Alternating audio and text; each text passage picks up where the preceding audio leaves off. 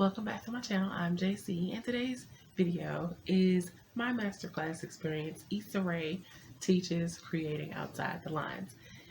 Now, if you haven't paid attention to my vision board, then I will direct you to the fact that Issa Rae is a feature on my vision board. She is someone that I aspire to gain knowledge from in terms of the media industry. She has had humble beginnings. She also grew up here in Maryland, and she started out on the internet with a web series, and she is where she is today because of her hard work and tenacity and never giving up. And I love her story, and so I of course had to take her masterclass because I do also desire to do some television writing within my writing career at some point. And because sometime in May or June, I will probably start working on an idea for a TV pilot that I have. I wanted to take this class that could give me some inside perspective on creating a pilot and eventually a series. So without further ado, I will slide on over and let you enjoy Masterclass with Issa Rae as she teaches creating outside the lines.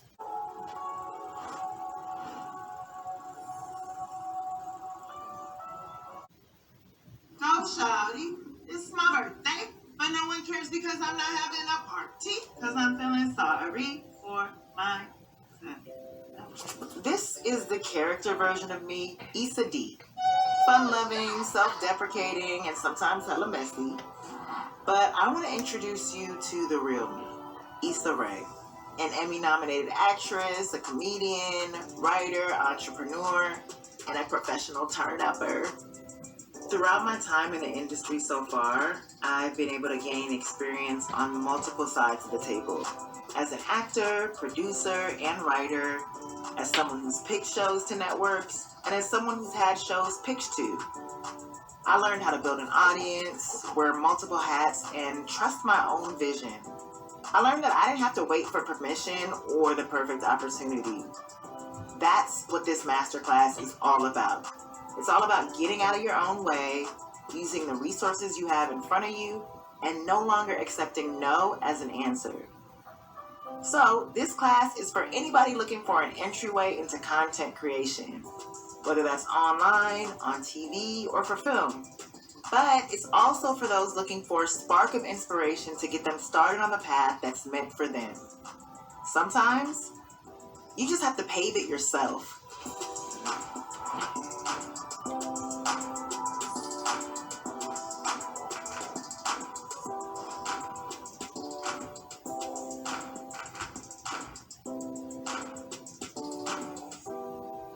My journey into television and film started with big dreams of selling stories that reflected the girl I saw in the mirror.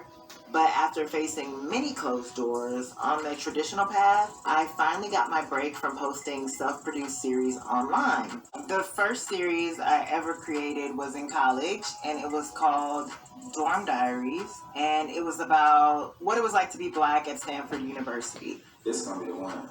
The second one I ever created was called Fly Guys Present the F Word. This is Fly Guy Sunday every day. And then Awkward Black Girl was the third web series I ever created. Mom, what are you doing here? Why are you naked? And it was epiphanous for me because it made me realize that I could have a direct audience via these two platforms, YouTube and Facebook. Being able to click a button and people could watch it and people could comment on it and they could give you whatever feedback they had. And that was so essential to fueling my confidence. And it was extremely bootleg, but it also caused me not to sit back and wait for somebody to notice me, wait for something to happen, wait for someone to give me the yes. It really caused me to just have a fire and make until I got the opportunity I wanted. My journey to be able to transition from the internet to television and film feels like an anomaly in some cases, and people want to know what the secret is. And so I want to tell you everything that I've gone through, every mistake that I've made, everything that I've learned so far, so that you can take that and do better than I did. This class will touch upon so many of the different aspects that made my journey to success unique. Creating undeniable stories and characters, self-publishing online, structuring a pilot, and tapping into the resources around you.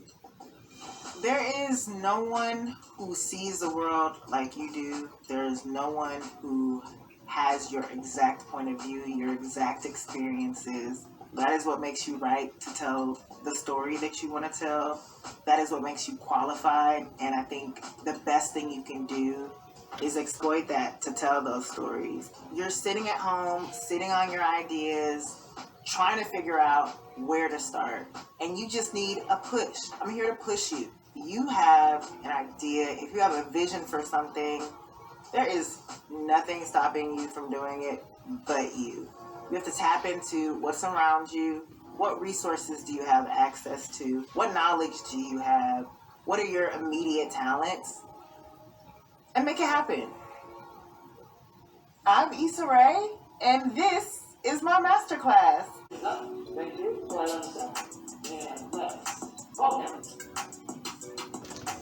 So much of embracing your voice is embracing every single part of you. I think we have a tendency to always want to put the good parts of ourselves on a pedestal and kind of brush away the ugly parts of ourselves. But the ugly parts are kind of the best parts of a story because everybody has them. And there's nothing more satisfying to watch something and be like, whoa, I thought I was the only one. I thought I was the only one that did that or that thought that way. And maybe it's not so ugly after all. I think it's so important to create a full picture and to create the most authentic story you can is to show the good with the bad. That's the best thing you can do.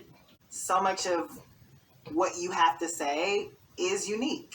And the more you embrace how unique that is, the more specific your voice will be, the more yours your voice will be. So I think it's really, really important to kind of hone in to what you have to say. 90s television was so representative of the types of diverse Black people that I didn't necessarily get to experience in my own life. And that meant Living Single, A Different World, or Fresh Prince. These were the people that I looked to as my friends, as in many cases my mentors when I didn't have them, and being surrounded by content that I loved and that was made and featured people who looked like me made me think that I could do it too, that I could make this too. If you don't have that, then what are you aspiring to? And what pieces do you have to make it possible for yourself? So I think it's so important to look at the stuff that you like and kind of extract what you like about it. Figure out what specifically makes you feel a certain way, what tugs at your heartstrings, what makes you feel inspired. Pick apart every piece of that content, of that show, of that film. Even if you love it, critique it, and that'll only help your own work. So I would say watch as not a passive viewer, but an active viewer, and think about what you'd be bringing to the table as well.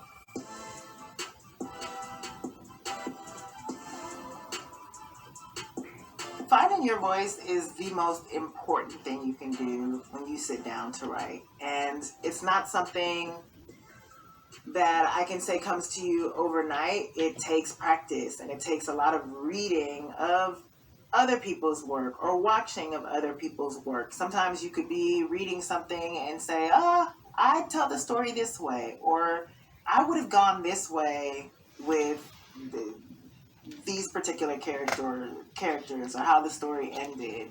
And that is all a part of figuring out what your voice is.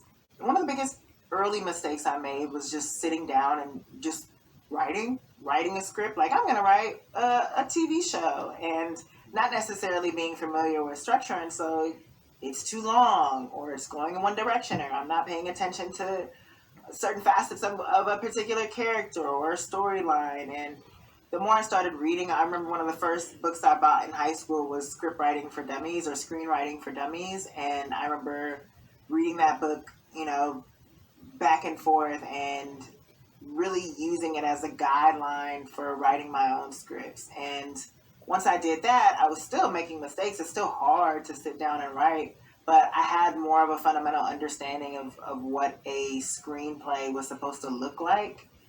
And then, in college, I got access to a book called Save the Cat, and that's a lot of screenwriters' blueprint. If you're trying to write a script, there is no better template, no better blueprint than reading other people's work. You're going to see from page to page how so many scripts are similar in terms of when the rising action starts, when the conflict is set up, when the denouement happens. Like, there are just so many things that you'll notice that scripts have in common. And you might want to add your own spin on it, but that is the template of most movies.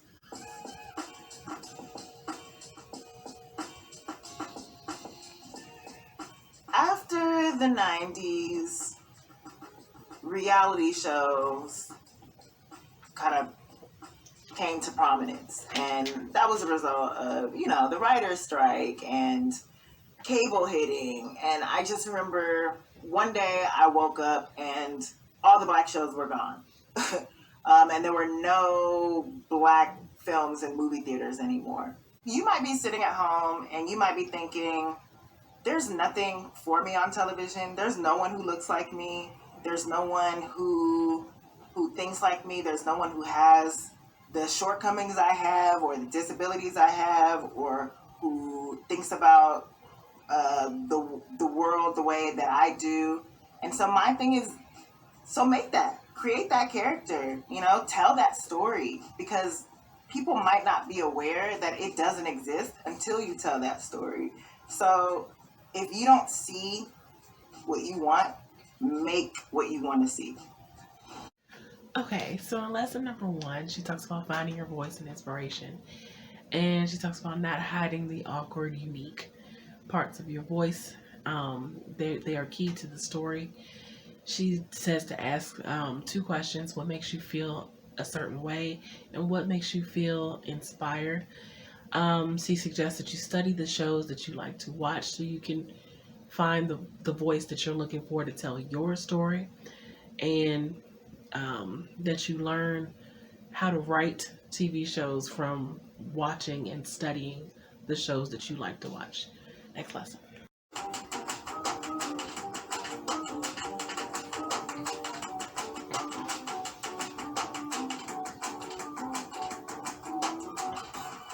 I love a good story that is rooted in drama.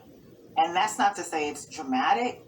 It could be comedic and rooted in drama, but you have to have tension. You have to have stakes. You have to have something that pulls you in. I think as humans, we're all drawn to mess. I think there's just something natural about our instinct to fill in the blanks. And I love stories that also provoke that from me. So when I'm watching something and if the story is great, I'm already trying to fill in the blanks. Like, oh, what happened? Oh, she did this. Okay. Oh my gosh, she probably walked in on him doing this. And so I think the best stories to me give you just enough for you to also do the work, for you to also feel invested.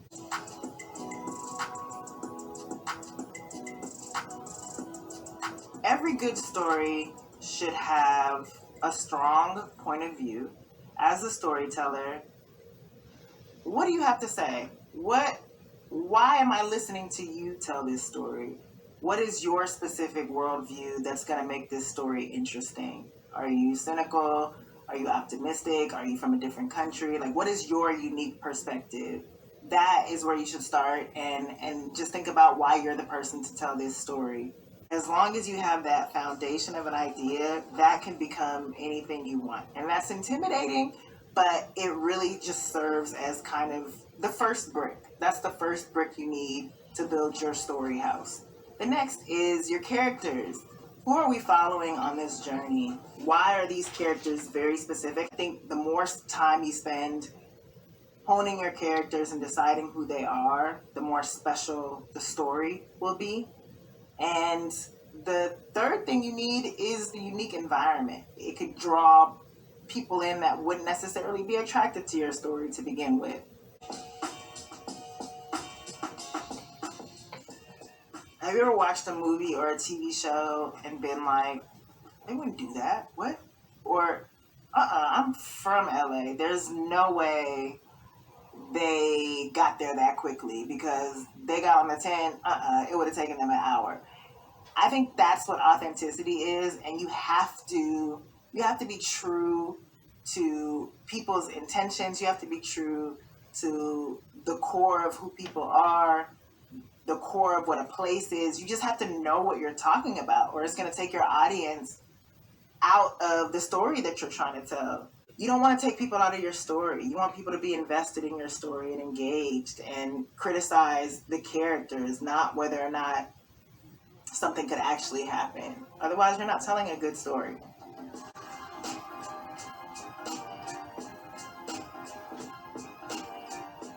I think being funny in person and being funny on paper are two different things. I think there's a natural sense of humor that can happen between people. You can have a rapport, and some people mistake that for being, oh, I'm funny, because, you know, me and the homie have jokes, and we laugh at each other. And I think there's a difference between that and then, like, oh, I have to write jokes down. I have to make other people laugh.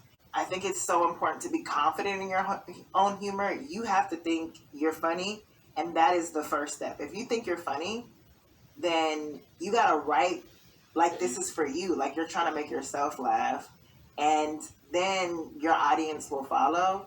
But you can't be worried about whether or not people are going to laugh, because then you're writing for them and not yourself. And I think the most important thing you can do is write for yourself. In the same way that, like, I try to hone my voice, I also have a very specific sense of humor, and I embrace that. Like, I don't try to make everybody laugh. And I'm okay if just a few people get the inside joke. And sometimes that's how I approach my writing. Like, it's an inside joke. Like, if you know, you know. If you get it, you get it. And if you laugh, you laugh. If you don't, well, there's plenty more jokes to come.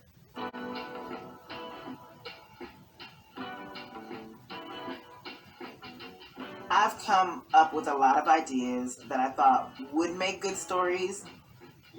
And to be honest, I stand by the fact that they would make good stories, but I was not the right person to tell them.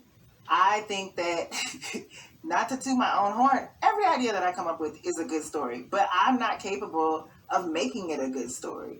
Whether it's because I'm too lazy or because I don't have the scope or the range to figure it out and make it the best story. I don't believe in bad ideas. I believe in bad execution. So I'd advise you to try multiple ideas. Give yourself a time limit on whether or not the first idea you have sticks. And then don't be afraid to move on to the next one. In the lesson to talk about developing your story, and that the best stories have just enough drama to make you do the work. She talks about building a story house in which you are focusing on your unique point of view, focusing on why you're the person to tell this story. What is your unique perspective? Why are we following these characters, and what journey are they going on that we would care about now at this specific moment? She also talks about the uniqueness of using the environment as a character and honing your characters. Also, she talks about discovering your approach to humor, having great setups, but not knowing that you don't have to have like a joke every single minute. Every line does not have to be a joke. And she talks about navigating story ideas, that there's no such thing as bad ideas. It just might be that either you're not the person to tell that particular idea, or that you need to work harder at the execution of that idea. Next lesson. In the next couple of lessons, I'm going to give you the blueprint I use to create my own pilots using 4 categories: character setup, why today, conflict, and setting up your series.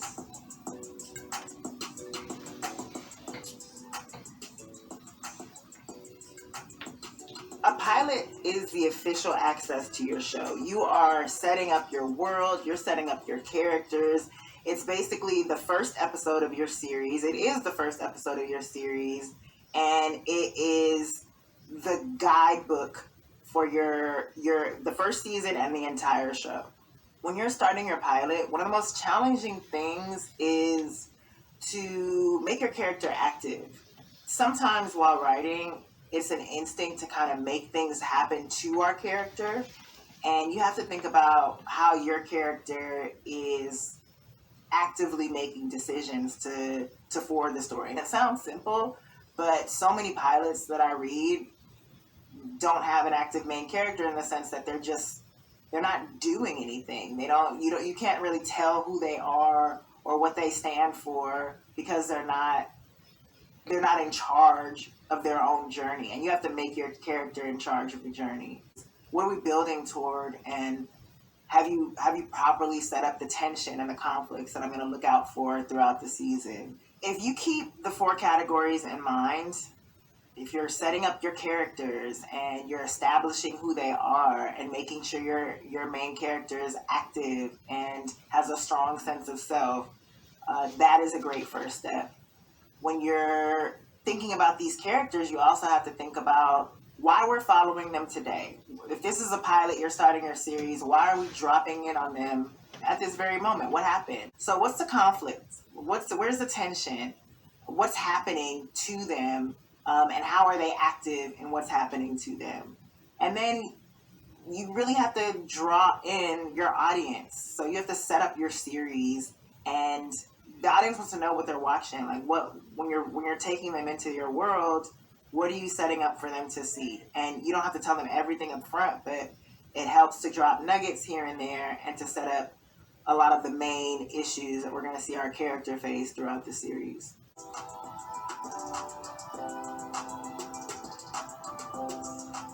So for me, character setup is literally what it sounds like. You are introducing your audience to these characters, to a character, perhaps your main character, and you want the audience to get a sense of whose journey they're going to be following and why. You should think about giving as much backstory as you can to help your audience understand the characters that they're watching. So a couple of things that you might want to set up early on are what your character does for a living and what your character's circumstances are.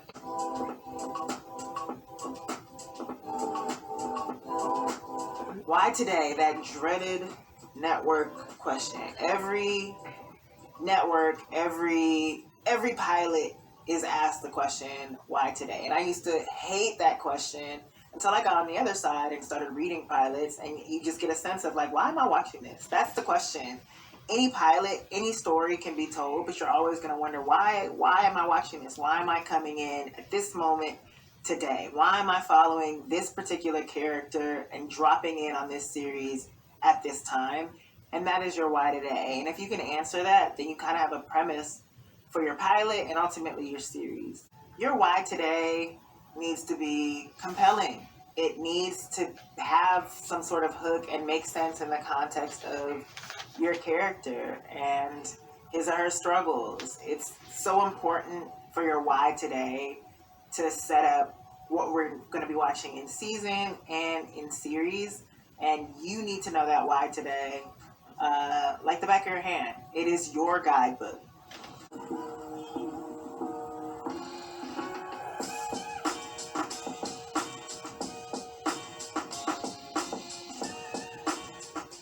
Conflict is riveting. You know, why are you watching something if everything's just lily and everybody's doing the right thing and everything's going according to plan? I think in any good story, you have to have tension, you have to have conflict, you have to have stakes. Who's the antagonist? What's the antagonist? What is the character up against? That's at the core of conflict. What is the anchor of the story? What is driving it? What's driving the conflict? Where's the tension? It has to be more than that. One of the biggest misconceptions is just having conflict in one place or leading up to conflict. And I think you have to be setting up these tensions all along. When you approach conflict, there are a couple things you should think of. One, is this a worthwhile obstacle for your main character? Is this going to progress your story in the most compelling and useful way? And are you writing yourself into a corner? And sometimes writing yourself into a corner can be exciting, but sometimes it can be a dead end.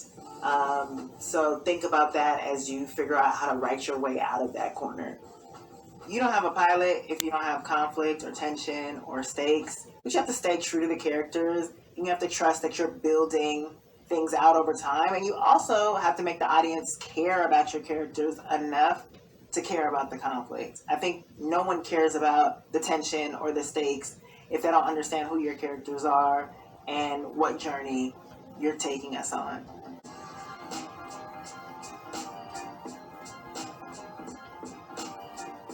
The last, perhaps most important step of your pilot is to set up your series. A pilot is just the first episode of what will be a multi-season show, hopefully.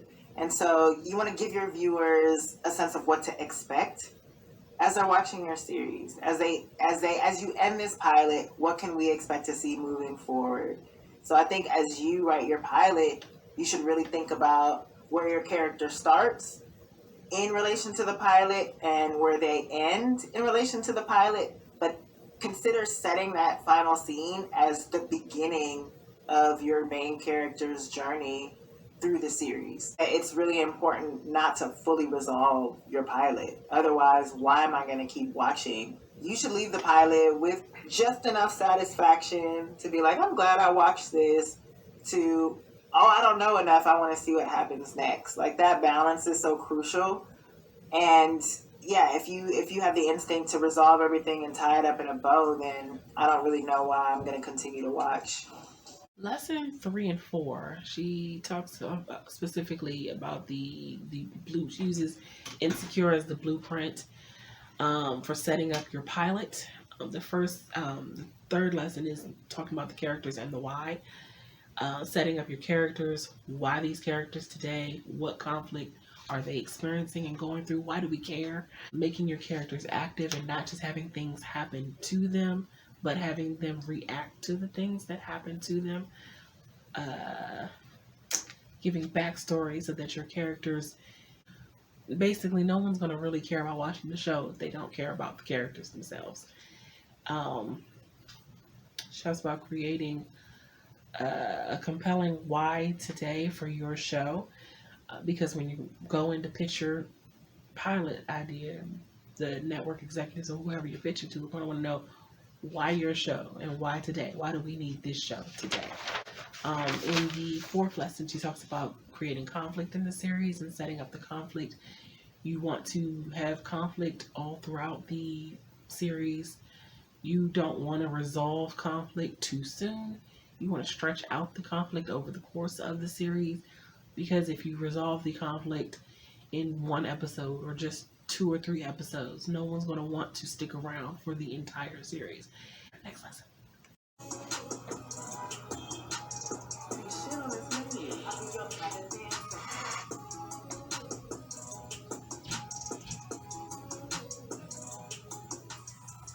Some people are just really interesting to me, and that search for interesting people comes from the friends that I've made, or the friends that I didn't choose, like my siblings, and I think about writing them all the time. Like, if you're with a writer, if you're friends with a writer, know that they're constantly mining your life for material.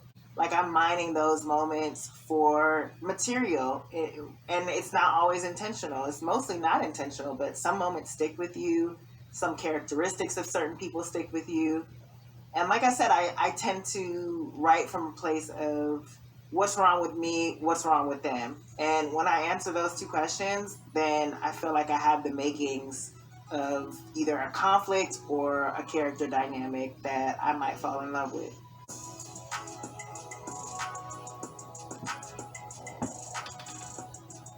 If you want to write a character that's based off of you, I think you have to decide what is interesting about you. What will make people want to watch you? What have other people said was interesting about you? I always start with me. It's always going to start with your point of view. And I think storytelling and writing is the only acceptable place where it's okay to be narcissistic. Like, it is about you, you know? And I think specifically in the way that you decide to tell a story and your point of view, the world revolves around you when you're telling a story. And if it's not you specifically, then you're writing the character, you're creating the character, so then it revolves around the world of that character. You're creating the protagonist or the hero or the anti-hero. So you are going to be in every story that you tell, whether you think you are or not, because you're telling the story. So how much of that story is yours is entirely up to you.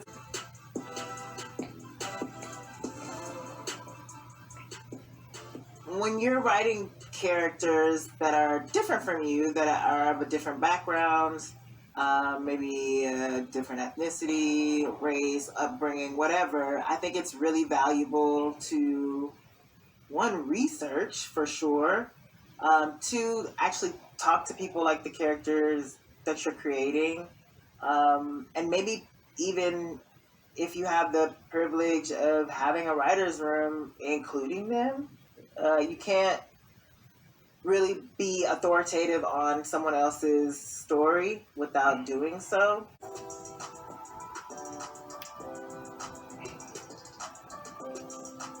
One of the things I knew that I wanted to bring to the table when writing Insecure was a natural dialogue. I wanted to write the way that people talk, because there's nothing that frustrates me more than reading exposition. Sometimes as writers, you feel like you have to tell everybody what they don't know, and that's not how dialogue works. Hearing things out loud really helps, and you can pinpoint, that doesn't sound natural, or, oh, that's excessive information that I didn't need to include.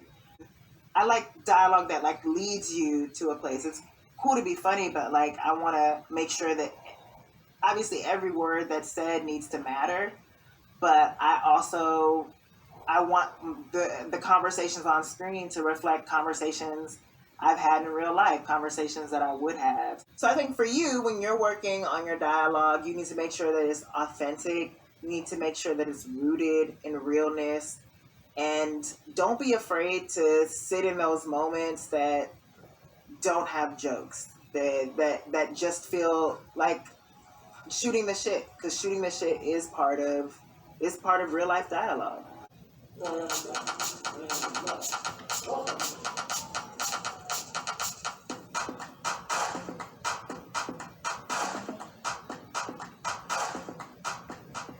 I love deeply flawed characters.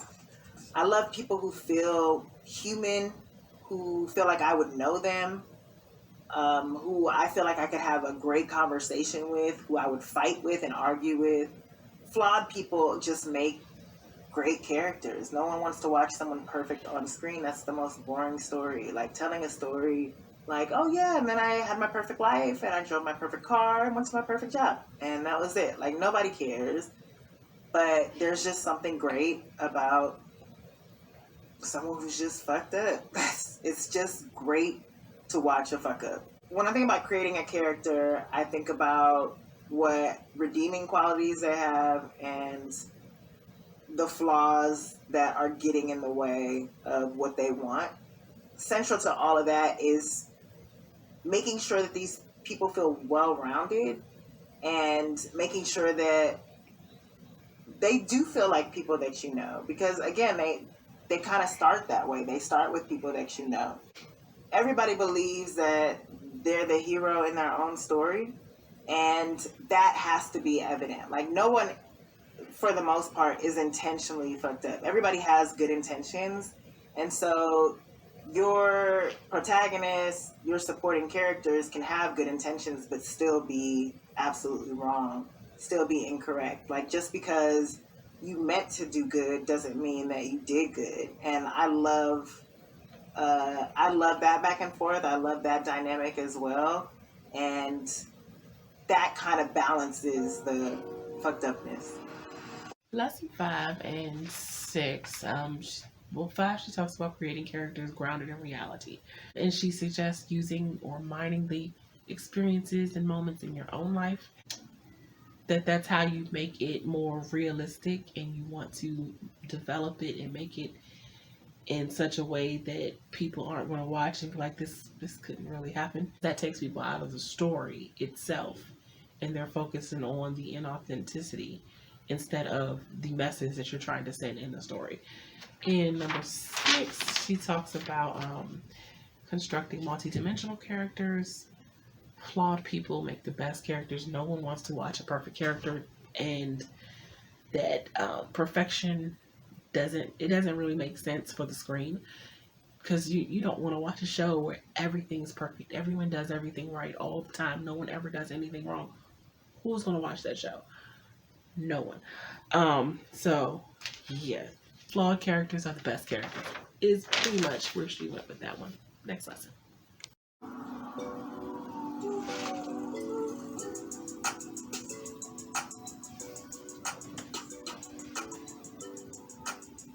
So when you go in to pitch a series, you have to have a few things: who the characters are, what the world is, and why you're the person to tell this particular story. It's optional, but suggested. You can give story ideas for future episodes. As you get the green light to make the series, you have to create a pilot breakdown, an outline, and then you go to draft. In the draft process, your show may change. Some of your characters may change because you're starting to get notes from producers, execs, etc. I had to have done about 9 rewrites of the original pilot before it got greenlit. But I think you should not be afraid to rewrite and rewrite and rewrite. I do think that the pilot got better with each rewrite. I am just a very impatient person, and I'm not a perfectionist. And I thought that the 3rd rewrite to the 5th rewrite, those were shooting material. But I am very satisfied with the last draft that we turned in. We were still rewriting even in edit.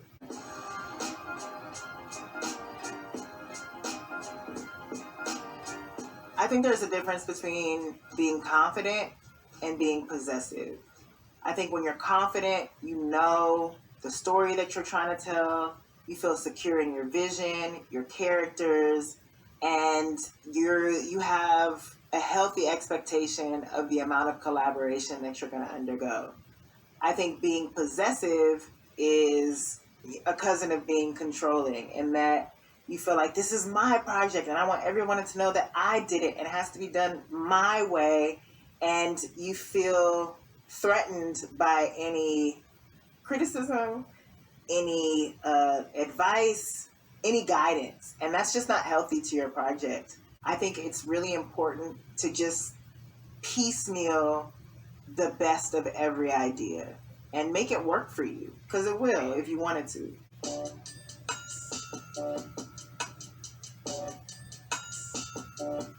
I think that if you know the story that you want to tell, if you know your characters like the back of your hand, no one can take that away from you. I think if I want to create something and I envision something, I'm completely willing to collaborate and compromise and take the notes. But you can't let someone tell you there's not an audience for what you do unless it's just not good, you know? And that falls in the criticism category. So I think if you are worried about watering something down, then don't water it down. Find the person who either likes it as is and wants to help you make it the best it can be, or produce it independently and build your audience.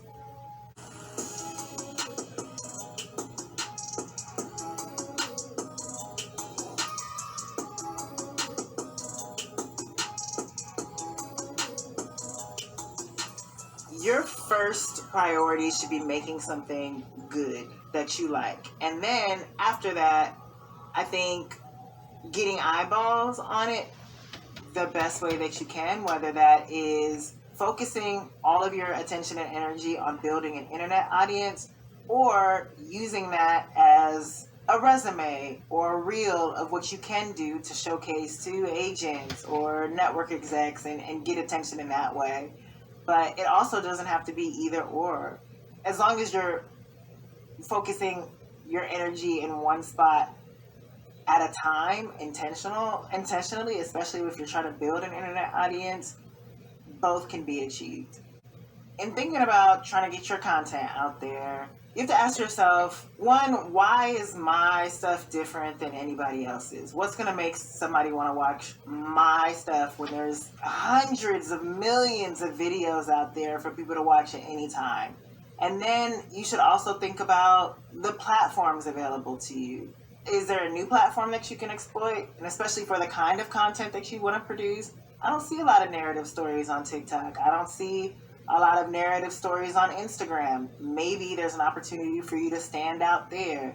But think about what's unique about your way of telling stories, and that may be the draw for your future audience.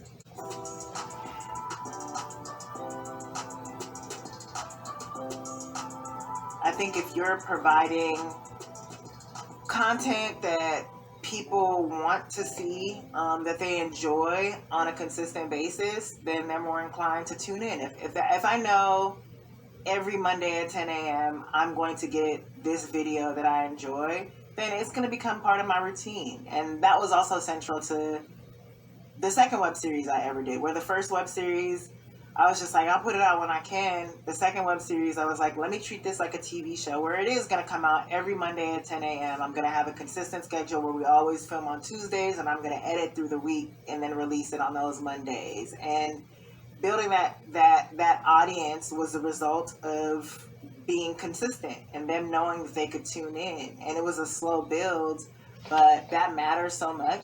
Building a routine and a schedule around your content is extremely important to maintaining an audience.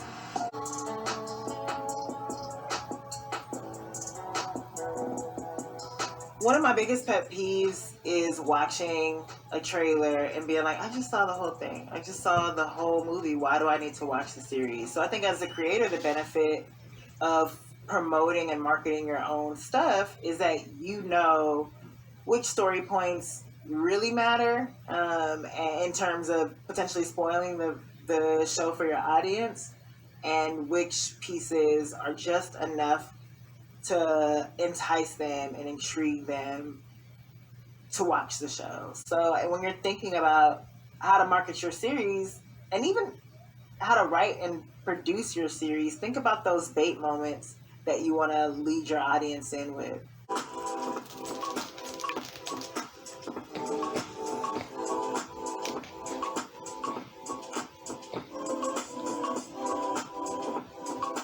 I always say that there is so much creativity in brokenness. Brokenness will make you figure it out. If you're hungry, you're not going to sit there and be like, oh, I'm so hungry. You're going to figure out what's in your pantry, what you have available. You're going to make a sandwich. You're going to see what you can afford with your 52 cents, and you're going to make a meal. So it should be no different when you're trying to create a project. You're going to figure out all the things that you do have to make this project work. And is it going to be the best meal of your life? Maybe not, but you're going to eat. You're going to make this project. So figure it out and be creative.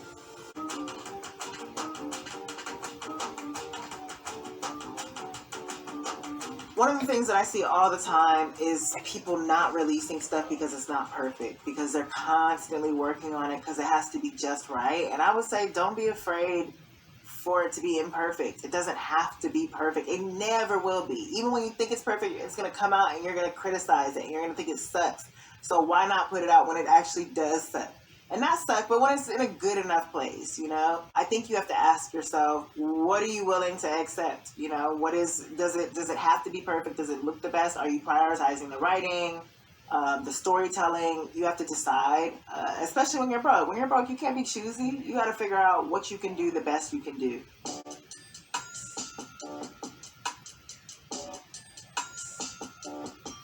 If if you're going to write and you're going to create, you will procrastinate. That's part of the writing process, and you have to embrace that. I would beat myself up constantly because you always hear, you need to write every day. Get up, wake up, don't brush your teeth, write. And I got in my head about the fact that I needed to do that. And that works for some people. Sometimes some people need to just sit in front of a blank screen and force themselves to write. If that's your process, then I'll advise you to do that. Write every day. But for me, it came down to embracing procrastination and making that a part of my process. So if I'm going to write 5 days a week, I know I'm going to procrastinate one day and allow myself that. And when I'm writing at home, I will hide my phone in another room, make sure it's not connected to my computer so it doesn't ring. I actually downloaded an app called Self-Control.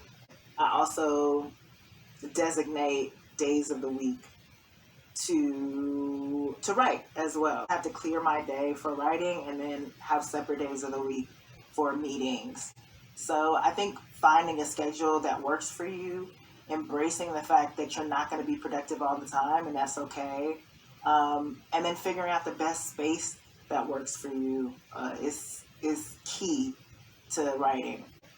If you want to do this, you have to. And so whether that's dedicating an hour to free writing your ideas every single day, every other day, scheduling is key. Getting a routine is key. That's key for me. I found that I'm most productive when I know that I have a routine, when my schedule isn't all over the place. So if you can control it, make a schedule around your writing. As much as I'm busy is valid, it's also an excuse. If you really want to do it, you're going to do it.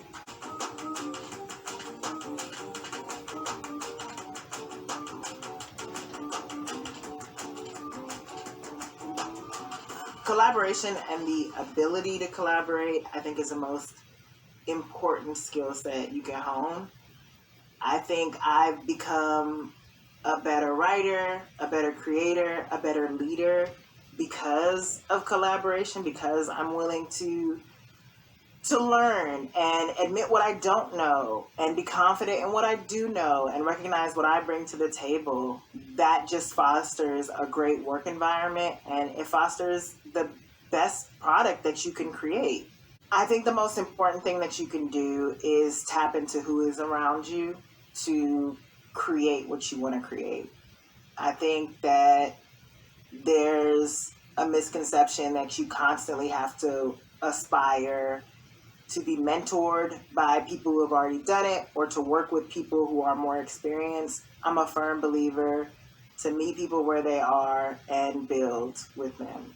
It can be your vision, and in some instances it is under your control, but there are certain aspects that you have to let go. You have to let people be good at their jobs. You have to understand and trust people to know what they're talking about in areas that you don't. And your job is to just be confident in what you know and confident in the story that you're telling, confident in your vision. But just because you're confident doesn't mean that you need to control every single aspect of it. I think the more that you second guess yourself, the more that you doubt your ability to do something, the less chance you'll do it. And I never want to live in that space because I will easily convince myself not to. So I would encourage you to go with your gut on occasion. I think your gut, for the most part, does not fail you. And if you're feeling like you have the urge to do something, as long as it's not harming yourself or anybody else, do it. And you have to be comfortable walking away from certain things and speaking up when things are uncomfortable. But that's kind of all you have in this industry. And as long as it's not inflated and toxic, then your gut should be trusted.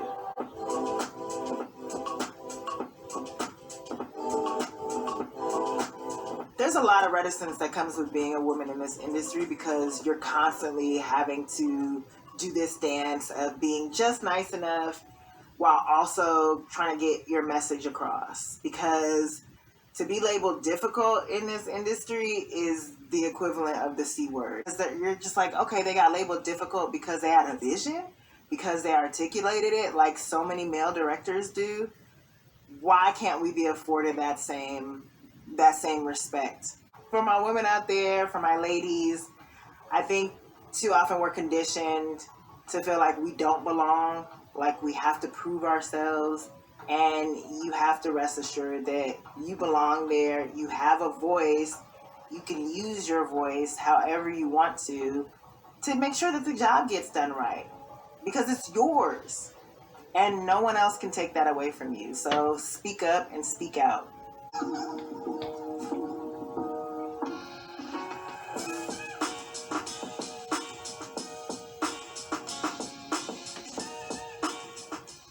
Early on in my attempts to pitch my work and projects, I always heard the advice that it's important to stick with one lane and focus on one thing.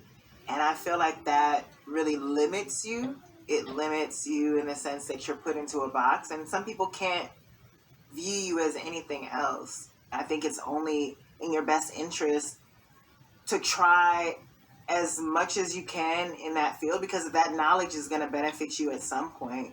One tool kind of sharpens the other. So by directing, I feel like I learned how to be a better actor, and I learned to communicate better. By acting, I'm way more tuned into the writing, and obviously the writing informs so much of the acting and the directing, of course. And so even producing, thinking about all the components of every facet, because I've been in multiple roles, just really helps to empathize and sympathize with the people who are working on set to complete these jobs. You just get it all around, and it's just good to get that experience. I encourage you to take on every role that you can, because that is the best way to learn about those roles, and it's only going to sharpen your skills in the main one or two roles that you want to take on. But it does not hurt to understand what every department in your industry does by doing that.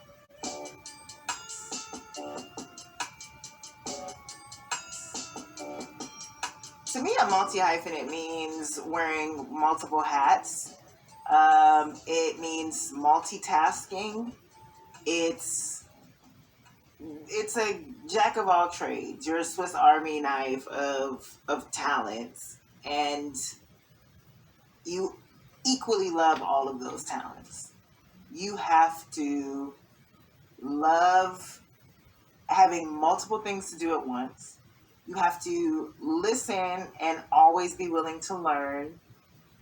And you have to be focused. You have to have the ability to juggle while focusing and enjoy it. Can you juggle? I can juggle 2 balls. Whoa. Woo-hoo. Let me run that back. Just cut that. No, I can't juggle. Lesson 12, she talked about diversifying your skills. And she talked about in the aspect of knowing every aspect of the business that you're trying to do. And not that you're going to be perfect or an expert in those different aspects, but you should at least know what they entail. Knowing different areas of the business sharpens each tool that you had. Each tool that you learn and put in your toolbox helps you be more well-rounded in your business. Who's got this? You got this. Who's got ideas on ideas? You do. Is there anybody else like you? Do you know anybody else like you? No. So go kill that shit.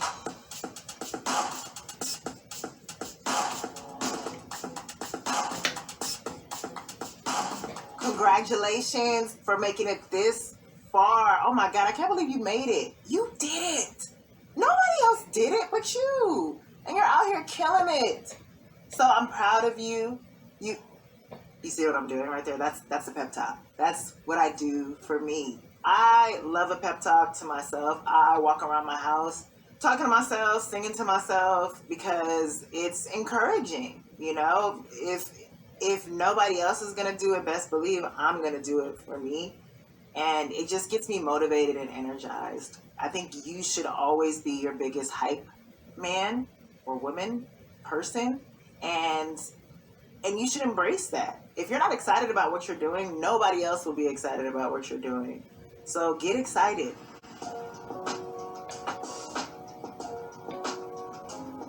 My journey took, 9, 10 years to make it, to make something, and that wasn't even making it. So it's an ongoing journey, and you just have to be willing to embrace that. I am learning every single day. I am not an expert in any field yet.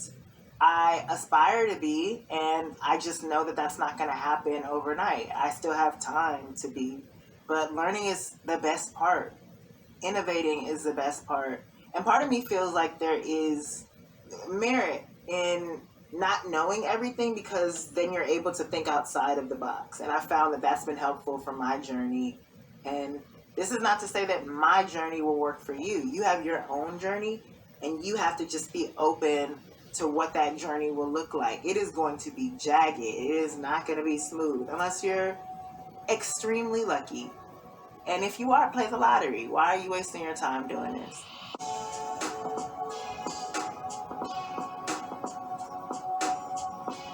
People think that failure is the end all be all. Like, you're done. And it's kind of dramatic. Like, calm down. You didn't fail. You're still alive.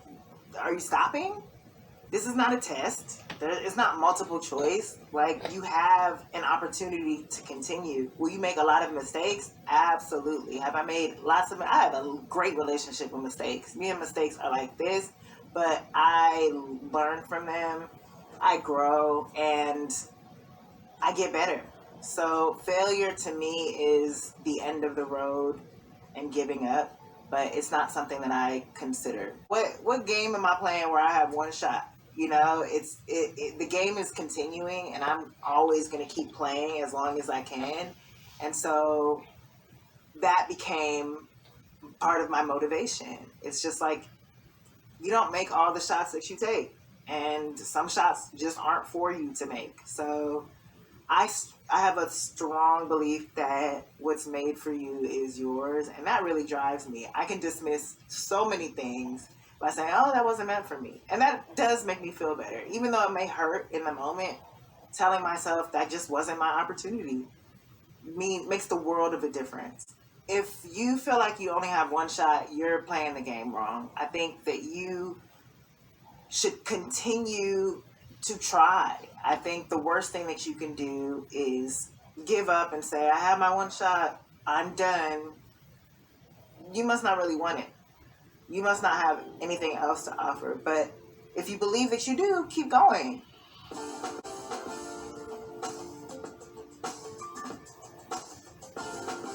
I don't think it's ever too late to get started. There are too many stories of people learning and getting their opportunities later. People like Morgan Freeman, who started late. And I think about Ava, who didn't pick up a camera till her mid-30s. And, I say myself, I thought that you had to, quote unquote, make it when you were younger to be able to have more opportunities. And my show didn't get greenlit until I was 30. And I'm thankful for that. Maybe it's good that you're popping later. You're more mature, and this doesn't define you, doesn't define who you are. And I do feel like I have more of a sense of self because I started later, and because I knew I really wanted to do this. My biggest wish for you is to make that idea happen and grow with the people around you who help make it happen. I really want you to accomplish this goal that you've been sitting on, the reason you're watching this class. I hope that germ of an idea that you had becomes whole by the time you finish this class and you're able to accomplish it. Don't call yourself aspiring, call yourself a writer, and be active about it. Write. That's literally all you have to do to be a writer, is write. The second thing you have to do is study and read and research and work. Do the work. So after you finish watching this class, narrow down the one idea that you have that you want to pursue right now and make a list of all the ways that you can make that happen. Make a list of who you're going to call to help you make that happen and do it.